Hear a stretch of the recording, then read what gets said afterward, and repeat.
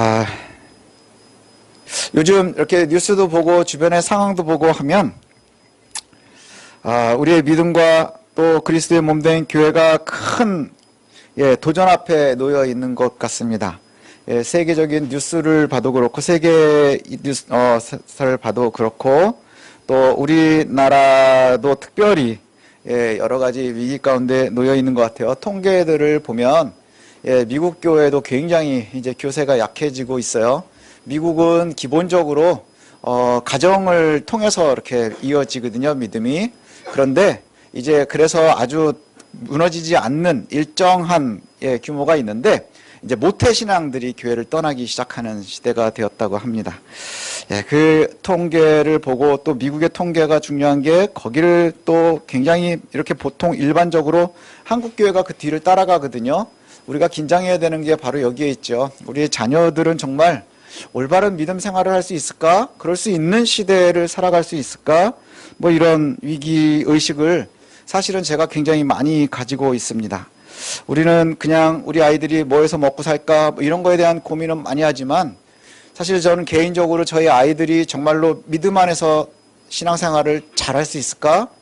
그때는 정말 참 복음이 전해지는 곳이 얼마나 우리 아이들한테 있을 수 있을까? 이런 고민을 정말 구체적으로 해보기도 하거든요. 오늘 말씀을 보면서 우리가 한번 거기에 대한 고민을 좀 한번 같이 해봤으면 좋겠습니다. 오늘 본문에 보니까 또 우리 지난주에 말씀을 보면 하나님께서는 나 외에 다른 신을 섬기지 말라 이렇게 명령하십니다. 그래서 첫 번째 계명이고요. 그 다음에 두 번째가 우상을 만들지 말고 절하지 말라. 어떠한 형상도 만들지 말라. 이렇게 말씀하십니다. 그러면서 하나님께서 당신을 스스로 뭐라고 말씀하시느냐면 나는 질투하는 하나님이다 이렇게 말씀하셨거든요. 나는 질투한다. 질투한다는 게 뭘까요? 너 나보다 좋아하는 게 있으면 내가 화낼 거야 이런 뜻입니다. 나보다 더 좋아하는 게 있으면 화낼 거야. 나보다 더 신뢰하는 것이 있으면 내가 화내고 벌 줄 거다 이렇게 말씀하시거든요. 그렇지만 대신 나를 잘 따라오면 내 은혜 가운데 있을 거야 이렇게 약속도 해주십니다. 그리고 나서 오늘 본문으로 이어지는 말씀이 뭐냐 하면 하나님의 이름을 망령되게 일컫지 말라 이 명령이 나옵니다. 하나님의 이름을 망령되게 일컫지 말라. 이전까지 지난주에는 말씀하실 때에 나와 너 사이 이렇게 얘기를 해서 1인칭으로 하나님께서 말씀하시는데 이제 오늘 본문에 보니까 뭐라고 말씀합니까? 너는 내 하나님 여호와의 이름을 망령되게 일컫지 말라. 3인칭으로 이렇게 일컬으세요. 지난주에 말씀 중에 잠깐 제가 말씀드린 적 있는 것 같은데 그래서 유대 전승에 의하면 이렇게 표현을 해요. 같이 듣다가 모세하고 이스라엘이 온 이스라엘이 같이 말씀을 듣다가 1계명, 2계명을 듣고 너무 두려워서 이제 모세가 전해주잖아요. 그래서 2계명부터는 모세를 통해서 전해줬으니까 하나님께서 3인칭으로 이제 전달이 되었겠거니 이렇게 이야기한다고 그랬었죠. 근데 오히려 스스로 하나님께서 3인칭을 사용하신 이유를 저는 이렇게 보는 것이 더 맞는 것 같아요. 1계명과 2계명은 너랑 나 사이에는 아무것도 있으면 안 돼. 그래서 내가 너와 함께 하고 있는 거야. 이것을 되게 말씀하세요. 그래서 얼마나 친밀한지, 얼마나 가까이 있는지. 그래서 우리가 생각하면 하나님의 속성을 얘기할 때 내주하시는 하나님 이렇게 얘기하거든요. 우리 안에 계시면서 항상 나와 함께 하시는 하나님, 나와 너무나 가까이 계시는 하나님. 그래서 내 안에 계시는 또 나와 함께 하시는 이 하나님, 나 사이에 아무것도 있어서는 안 된다는 것이지요. 어떠한 것도 밖에다 만들어 놓고 그걸 섬기려고 하지 말라는 거예요. 그런데 오늘 본문부터는 내 하나님 이렇게 말씀하세요. 스스로 거리를 두시는 것 같지요. 거리를 두시는 것 같아요. 어떤 의미일까요? 어떤 의미일까요? 아마도 초월하신 하나님, 창조주 하신 하나님, 창조주 하나님 이것을 말씀하시는 것 같아요. 그래서 하나님께서는 모세에게 자신의 이름을 알려주시면서 스스로 너와 나 사이에 간극이 있는 것을 말씀하시는 거예요. 이전까지는 간극이 없음을 말씀하시지만 너와 나는 좀 달라 이 말씀을 하시는 거죠. 너와 나는 좀 달라. 그래서 나는 경배의 대상이고 너희는 섬겨야 되는 사람들이야. 나는 너의 하나님이고 너희는 나의 백성인 거야. 이것을 정확하게 말씀하시는 거죠. 우리가 이걸 잘 생각을 하셔야 돼요. 가정교육을 이렇게 가정을 갖다가 잘 꾸리려고 공부를 막 하다가 보면 요즘에 우리 젊은 이 아빠들이 제일 좋아하는 말이 뭐냐면 친구 같은 아빠 이렇게 얘기를 한단 말이죠. 친구 같은 아빠 되게 좋은 말이에요. 예, 친구 같은 아빠. 근데 거기에 보면요. 너무나 친근해서 아들과 아빠가 예, 부모와 자녀가 한데 뒹굴을 수 있는 그래서 너무너무 친근한 모습이 있지요. 하지만 부모가 친구가 돼서는 안 돼요. 부모가 친구는 아닙니다. 왜냐? 분명히 차이가 있고요. 분명히 자신들의 입장이 있는 거예요. 임무가 있는 거예요. 부모는 자녀를 잘 길러야 돼요. 양육해야 되는 대상입니다. 같이 크는 거죠. 같이 크는 건 맞습니다. 그러나 부모는 부모로서 양육하면서 크는 거고요. 자녀는 부모의 양육을 받아야 되는 거예요. 친구 같은 것 좋지요. 하지만 친구는 안 된다는 거예요. 바로 이 말씀이 여기에 있는 것 같아요. 하나님께서 너와 나 사이 너무너무 친근해야 되지만 나는 네 하나님이고 너는 내 백성이야. 이것이 오늘 본문에서부터 시작이 되는 것 같아요. 그런데 첫 번째 그 차이를 두는 게 뭐냐 하면 내 이름을 망령되게 일컫지 말라 이렇게 시작을 하세요. 하나님께서 모세에게 자신의 이름을 알려주셨거든요. 자신의 이름을 분명히 알려주세요. 뭐라고 알려주셨나요? 부르시면서 나는 스스로 있는 자다 이렇게 말씀하셨어요. 나는 스스로 있다 분명히 말씀하셨습니다. 예, 스스로 존재한다는 자체가 이미 모든 피조물은요 어디로부터 시작이 됩니다. 누구로부터 시작돼요. 예, 그래서 우리가 부모님으로부터 성도 물려받고 이름도 물려받고 어디서 우리가 왔는지를 알죠. 하지만 하나님은 스스로 계시는 분이다 이렇게 말씀하세요. 스스로 계시는 분이다. 그래서 하나님께서는 얼마나 내가 초월해 있는 존재인지 신비로운 존재인지를 말씀하고 계시는 거예요. 신비로운 존재인지를 아주 친절하게 모세에게 알려주셨거든요. 그렇게 알려주시면서 누가 찾아왔어요? 하나님이 모세를 찾아왔어요. 하나님이 모세를 찾아왔고 그리고 하나님께서 이스라엘을 찾아와 주셨습니다. 아브라함과의 언약을 기억하셔서 이스라엘을 찾아와 주셨어요. 당시에 이름을 부른다 하는 것은 어떤 의미를 갖느냐 하면 내가 그의 앞에 나아갈 수 있는 권한을 갖는 거예요. 내가 권한을 갖는 거예요. 이름을 부른다. 그것은 내가 만날 수 있는 대명권을 갖는다. 이런 의미를 갖고 있습니다. 그래서 하나님께서 그의 신의 이름을 부른다 하는 것은 그 신 앞으로 나아갈 권한을 갖는 거거든요. 그래서 대체로 보면 함부로 하나님 앞에 나아갈 수 없어요. 하나님뿐만이 아니라 그 당시 신전들이 다 그렇습니다. 함부로 신 앞에 못 나가요. 그런데 하나님께서 그 이름을 알려주시고요. 누구를 찾아갔느냐? 이집트에서 종살이하고 있는 이스라엘을 친히 찾아가신 거예요. 친히 찾아가 주시고 언약을 맺으셨어요. 그리고 그 언약을 맺는 과정이 지금 우리가 본문에서 보고 있는 장면인데 그 언약을 맺은다 하는 것은 뭘 말하는 걸까요? 언약을 맺는 것은 하나님과 그리고 그의 백성의 관계가 회복되는 거예요. 그리고 나서 그 언약은 내가 널 보호할 거야 하는 약속입니다. 또 네가 나를 배신하면 혼도 날 거야 하는 거예요. 그래서 제일 좋기 좋은 게 바로 아버지와 자녀의 관계로 보여주시는 거죠.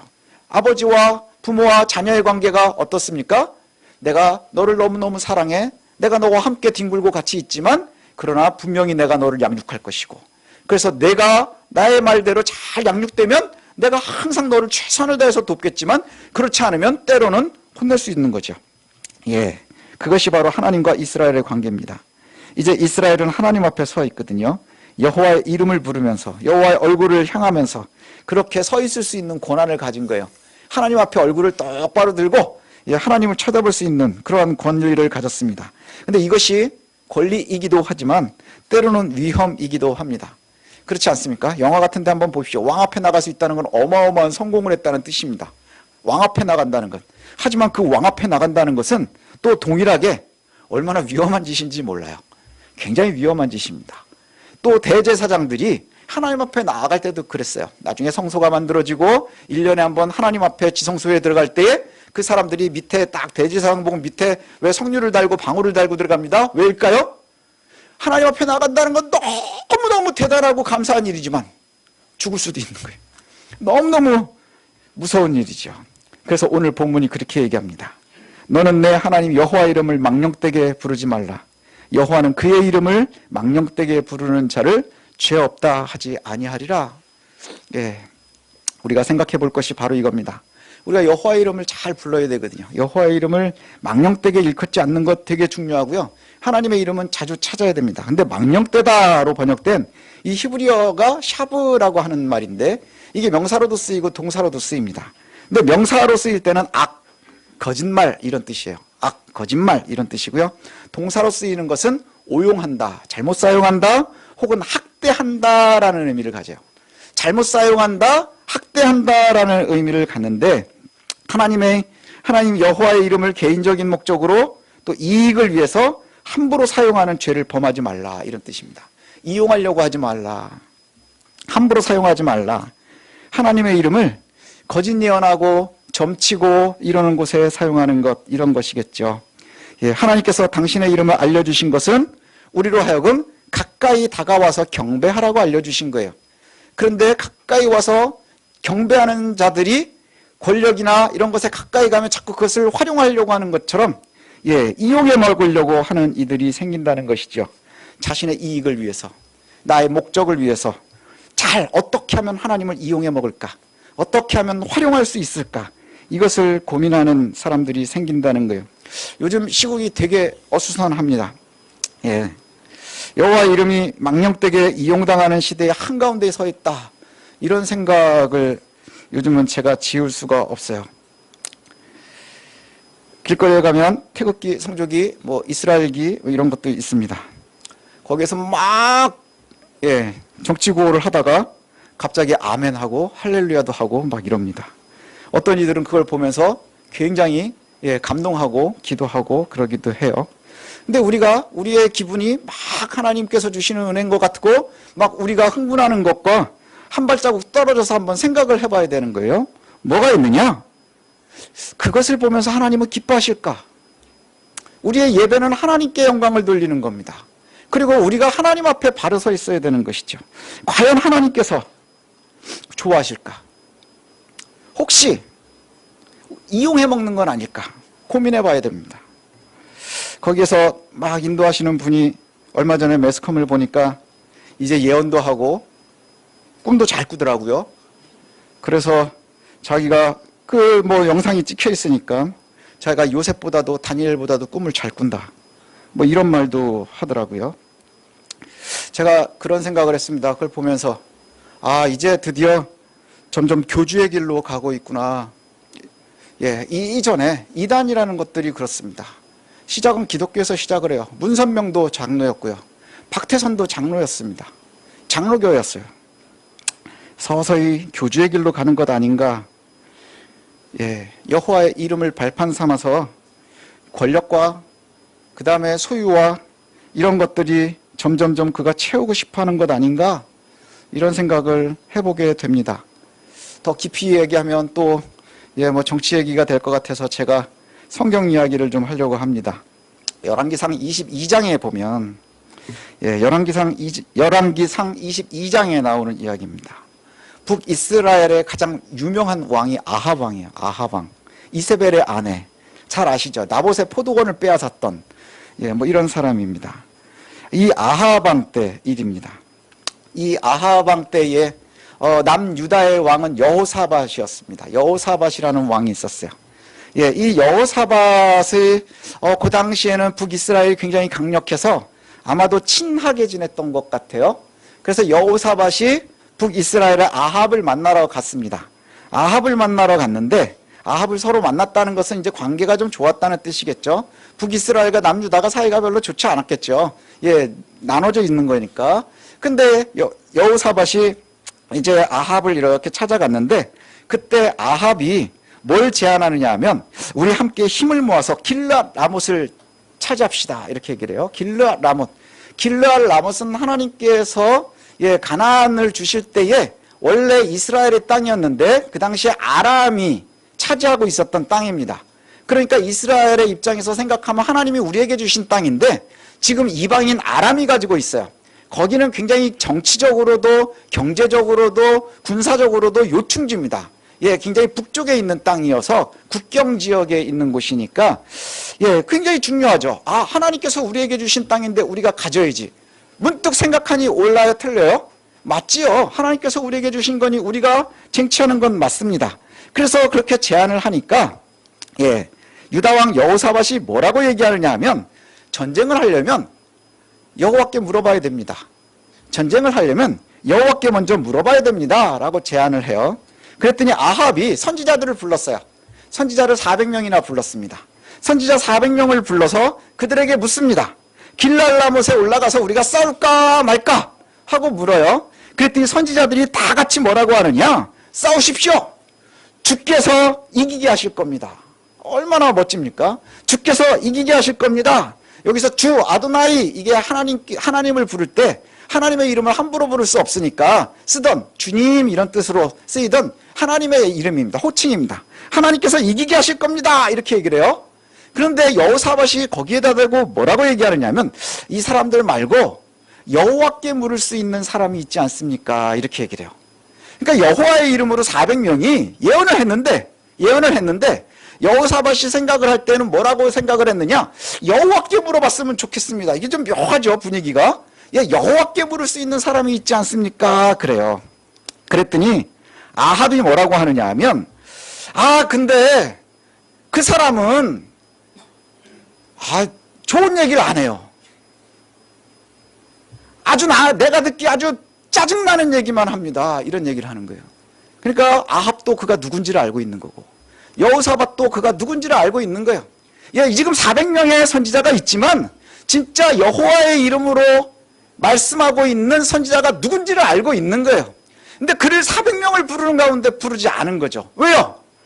짜증나는 소리를 자꾸 하니까, 듣고 싶은 얘기를 해주지 않으니까. 그래서 안 부르려고 하는데, 여호사밧이 그래도 남유다 왕이라고 그에게 물어봐야 됩니다. 그래서 아합이 할 수 없이 이제 신하를 보내서 저 부르러 갑니다. 그 선지자의 이름이 미가야예요. 미가야한테 가서 그 신하가 뭐라 그러는 줄 아세요? 왕이 듣고 싶어하는 말 좀 해주세요. 왕이 듣고 싶은 말 좀 해주세요. 그리고 나서 이제 데리고 오거든요. 그런데 문제는 뭐냐? 그렇게 해서 이제 미가야를 부르려고 아합과 그 다음에 여호사밧이 이렇게 앉아 있어요. 그랬더니 그 앞에 선지자 한 명이 갑자기 나타납니다. 시드기야라고 하는 선지자인데, 이 선지자가요, 큰 철로 뿔을 만들어 가지고 왔어요. 꼬챙이였겠죠. 뿔을 만들어 와가지고 그 뿔을 가지고서 막 퍼포먼스를 하는 겁니다. 얼마나 강력했어요. 그죠? 얼마나 강력했겠어요. 강한 강철뿔을 만들어 가지고 그걸 가지고 막 보여주면서 뭐라고 하느냐면, 이 뿔로 아람을 찔러서 이길 수 있습니다. 어마어마해. 우리가 시청각 자료가 들어오는 순간에 사람들이 생각을 못하게 되거든요. 정말 강력하지 않습니까? 너무너무 멋진 퍼포먼스 아닌가요? 정말 같잖아요. 뿔을 가지고 와서, 철로 돼 있는 뿔, 그리고 나서는 막 그걸 보여주면서 이걸로 찌르면 이길 겁니다 이렇게 얘기를 하는 거예요. 그리고 나서 그러고 있는데 미가야가 도착을 했어요. 자, 이제 묻습니다. 미가야에게 올라갈까 말까. 그랬더니 미가야가 뭐라고 얘기하느냐 하면, 하나님께서 누가 아합을 깨어서 길랄 라못에 올라가 죽게 할까, 이걸 고민하고 계신다는 거예요. 누가 아합을 꼬셔서 길랄 라못에 올라가 죽게 할까, 이것을 갖다 얘기하는데, 이렇게 저렇게 의견이 나오는데 한 천사가 뭐라고 얘기하느냐면, 제가 꼬시겠습니다 라고 얘기를 해요. 네가 무슨 생각이 있느냐라고 물으니, 이 선사가 뭐라고 하냐면, 제가 가서 거짓 선지자들의 입에 있겠습니다. 제가 가서 거짓 선지자들의 입에 서 있겠습니다. 이게 무슨 말이에요? 거짓 선지자들이 거짓을 이야기해서 그를 꼬시겠다 하는 겁니다. 그랬더니 하나님께서 그렇게 해라 이렇게 말씀하셨대요. 그리고는 이렇게 얘기합니다. 미가야가 아합에게, 이미 당신의 거짓 선지자들이 거짓 예언을 했으니 그와 같이 이루어질 겁니다. 얼마나 두려운 말이에요. 왜 안 부르는지 알겠죠? 그랬더니 시드기야가 뿔을 가지고서 춤을 추고 있었던 그 시드기야가, 하나님이 너한테만 말씀하시니 나한테도 말씀하시지? 그래서 미가야의 뺨을 때려요. 미가야의 뺨을 때립니다. 그리고는 듣고 싶은 대로 아합과 여호사밧은 출정을 합니다. 출정을 하는데 아합이 가만히 생각하니까 찝찝한 거예요. 우리가 알고 있는 것처럼 여호사밧이나 아합이나 그 400명보다 하나님의 말씀을 하고 있는 사람이 이 사람인 것 같은데, 찝찝한 소리는 자꾸 하고, 길르앗람못에 올라가면 너 죽을 거야, 이런 얘기를 했단 말이죠. 그죠? 예, 뭐라 그랬어요? 누가 아합을 꼬셔서 길르앗람못에 올라가게 할까? 그런데 선지자들의 입에 서가지고 가짜 예언으로 데리고 올라갈 겁니다, 이렇게 했다는 거예요. 찝찝하잖아요. 그래가지고 이게 잔머리를 씁니다. 아합이 여호사밧에게, 야, 우리 옷 바꿔 입을래? 우리 옷을 바꿔 입으면 어떻겠니? 그래가지고 잔머리를 쓰고 여호사밧하고 아합하고 옷을 바꿔 입고 전쟁에 나갔어요. 예, 그 전쟁을 시작을 했습니다. 그랬더니 아람이 전쟁을 하는데 방법이 뭐였느냐? 우리는 한 놈만 잡아. 그러니까 이스라엘의 왕만 잡아라. 그래가지고 이스라엘의 왕 옷을 갖다가 보고 쫓아갑니다. 그래가지고 아합이 죽을 뻔했다는 거 아니에요? 그래가지고 엄청나게 소리를 지르면서 도망을 가는 걸 보고 왕이 아니라는 걸 알았대요. 그리고 나서는 결국 아합은 그 전쟁에서 죽습니다. 얼마나 비참하게 죽는지 몰라요. 왜냐하면 옷을 바꿔 입었고, 그리고 나서 이제 죽었는데 누가 죽었는지 안 죽었는지도 몰라서 그 병 마차에서 죽은 상태로 전쟁이 끝날 때까지 돌아다니다가 죽어요. 너무 비참하게 죽고요. 여호사밧은 겨우겨우 목숨만 건져서 돌아갑니다. 우리가 고민해 봐야 될 이야기인 것 같아요. 요즘 우리가 하나님의 말씀을 접할 때에 어떻게 해야 하는지를 잘 아는 것 같아요. 우리는 그 400명에 굉장히 집중할 수 있어요. 철불에 집중할 수도 있습니다. 왜요?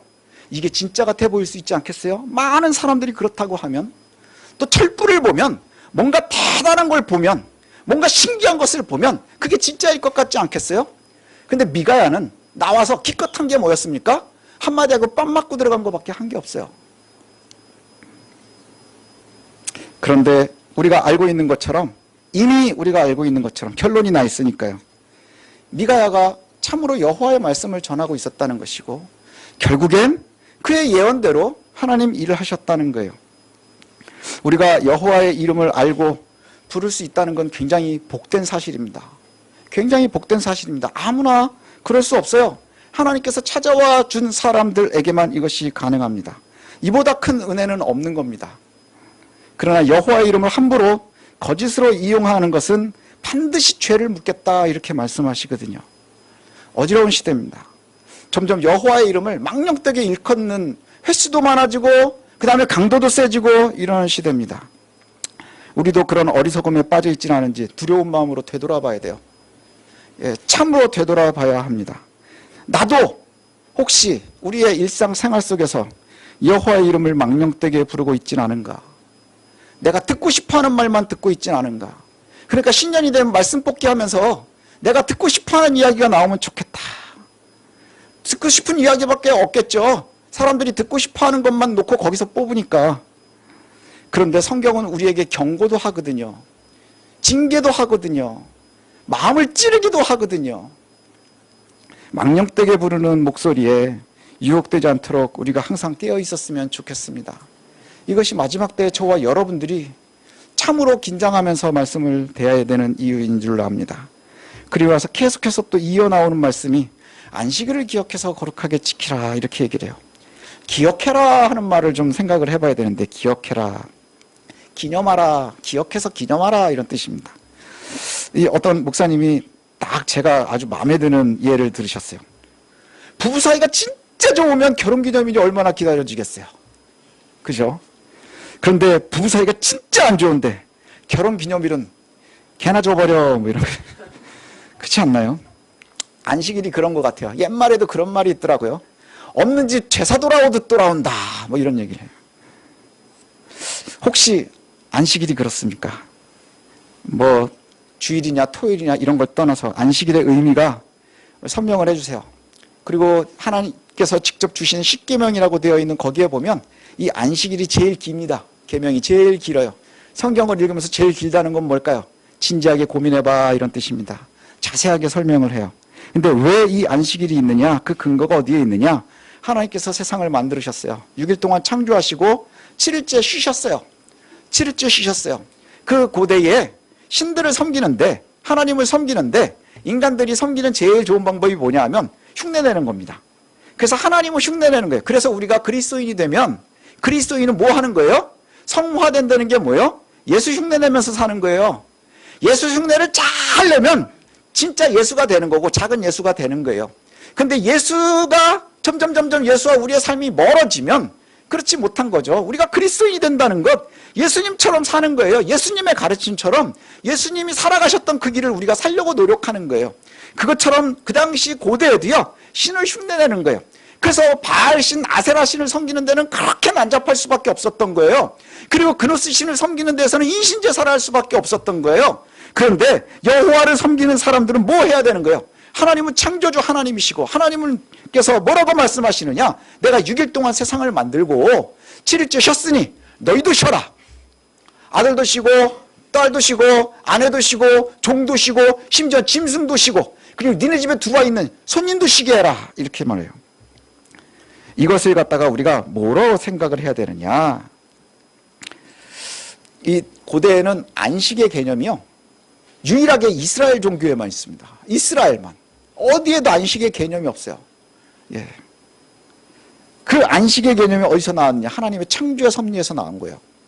그리고 6일을 열심히 살고 그 선물로 하루를 쉬라는 거예요. 네가 열심히 일했니? 그러면 거기서 하루를 쉬어야 되는 거야. 일반적으로 우리가 하루를 쉰다, 공휴일이다. 그러면 그 공휴일의 개념은 뭔가요? 내가 열심히 살았으니 하루를 쉬는 게 아니고요, 내일을 위해서 오늘 쉬는 겁니다. 그런 개념이 많죠. 내일을 위해서 오늘 쉬는 거예요. 그런데 오늘 안식일은 아주 기본적인 게 뭐냐? 그러면 열심히 일한 너에게 하나님께서 쉬도록 하는 거예요. 그 쉰다고 하는 말이 요즘 현대사회 이제 우리로 따지면 뭘까요?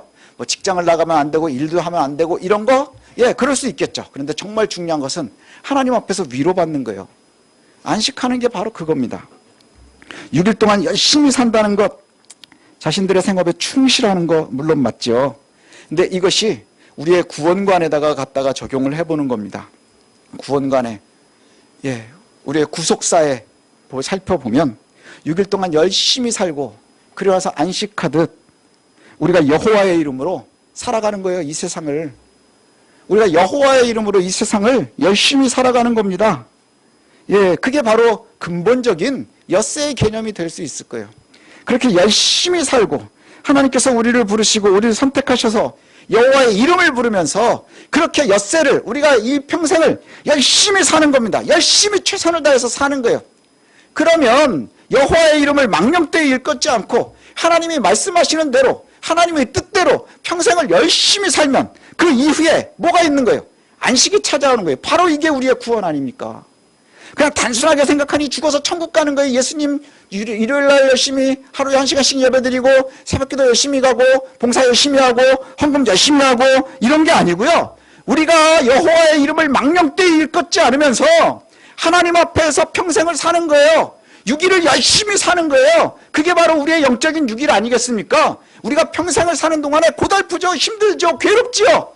하지만 그것을 갖다가 우리가 듣고 싶은 말만 골라 듣고 여호와의 뜻과는 상관없이 사는 것이 아니라 하나님의 말씀을 부여잡고 살아서 거기에 부여되는 상이 뭡니까? 바로 안식인 거예요. 그 안식이 저와 여러분의 것이 되어야 된다는 것이죠. 이 구원이 우리에게 있음을 기억했으면 좋겠습니다. 그리고 그 예표가, 예, 우리가 일주일의 단위를 보면, 예, 6일을 일하고 하루를 쉬고 하는 것이죠. 요즘은 뭐 안식일 하면은 금요일 저녁부터 토요일 아닙니까? 여기에 정해져 있는 것이 우리가 잘 알지요. 근데 주의 날을 지키니 우리가 주일을 지키는 겁니다. 그럼 안식일을 지키라 그러는 게 단순하게 그냥 일하지 말라 이 개념이 아니라는 거예요. 그냥 단순하게 일하지 말라 이게 아니라 하나님 앞에 여호와의 이름을 잘 붙잡고 내 하나님을 갖다가 따라가면서 그 이름을 망령되이 일컫지 않고 내가 이 세상을 살아가는 거예요. 살아가면 거기에 약속되어 있는 게 뭐예요? 하나님 우리에게 허락하신 안식이라는 거예요. 그 안식. 하나님께서 우리와 함께 하신다고 하는 그 믿음이 강력해야 우리가 살아가면서 고통스럽지 않겠습니까? 고통을 좀 이길 수 있지 않겠어요? 왜요? 신뢰할 수 있으니까, 확신할 수 있으니까. 그 확신이 없다면 이것처럼 불안한 삶이 어디 있습니까? 이제 우리가 오늘 말씀 두 가지를 꼭 기억했으면 좋겠습니다. 여호와의 이름을 망령되게 일컫지 마십시오. 이용해 먹는 거 아닙니다. 우리가 하나님의 말씀 온전히 붙잡아야 되고요. 그리고 우리가 일생을 살면서, 또 우리가 일주일을 살면서, 또 한 달을 살면서 우리가 하나님 앞에서 겸손함으로 열심으로 살아가는 겁니다. 그러면 그 뒤에 하나님께서 주시는 안식을 우리가 찾아서 누리는 겁니다. 찾아서 누리는 거예요. 그것이 바로 우리의 구속사의 결론입니다. 예수 믿는 사람들이 구원받는다는 것이 바로 하나님의 안식을 누리는 것 아니겠습니까? 순간순간 오늘 하루를 열심히 산 다음에 저녁에 하나님 주시는 안식을 누려야 되지 않겠습니까? 또 일주일을 열심히 산 다음에 또 하나님께서 주시는 안식을 누려야 되지 않겠습니까? 또 1년을 열심히 살면서, 10년을 열심히 살면서, 또 평생을 열심히 살고 나니 하나님 주시는 안식이 우리에게 있지 않아야 되겠습니까? 그 안식을 받아 누리는 저와 여러분들이 되시기를 원합니다. 고통스러운 시대입니다. 또 불안한 시대입니다. 불안하면 불안할수록 여호와의 이름을 붙잡고 여호와 앞에 나아갈 수 있는 저와 여러분들 되시기를 원합니다.